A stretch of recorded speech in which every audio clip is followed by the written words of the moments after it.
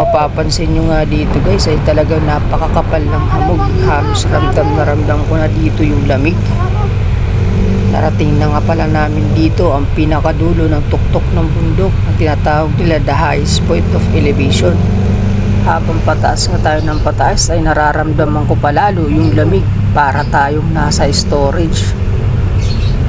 Hindi nagtagal ay napansin na rin natin ang ating mga kasama dito na huminto, kaya huminto na rin tayo para magpa-picture dahil ito na pala yung pinakatuktok ng highest point na tinatawag nila.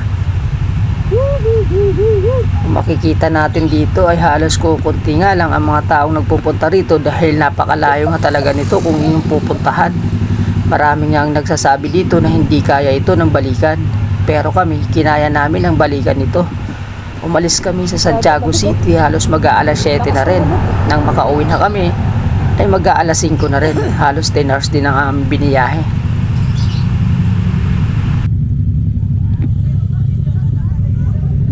Sobrang lamig.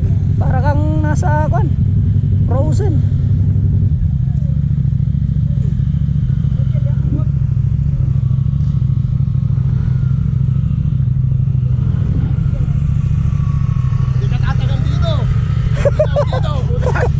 Sobrang lamig. Kalamig. Grabe, parang nasa freezer. Parang nasa freezer ay.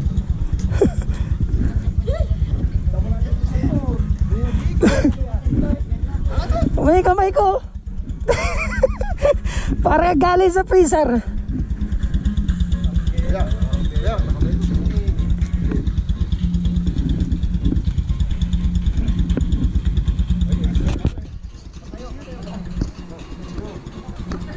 Yung mga kasama natin.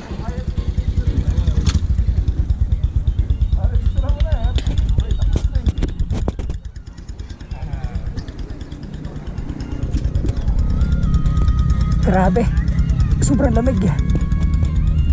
Ito yung to the highest point. Oh guys, oh, ayan. Ayan yung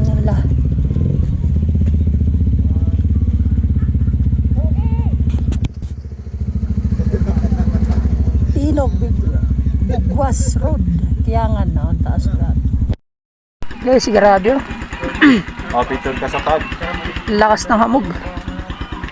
Oh, shout out. Ay, Marty. Sa mga riders natin, no? Mga kasama natin. Highest to the way, na highest point now. Para 5 minutes. Yung highest elevation. Oh, si Boss Guevara, Joby.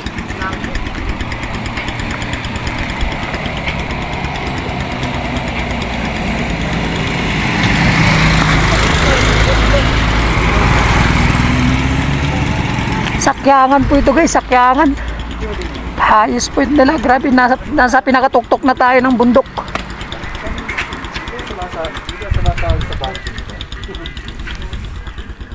Kaya ito ba?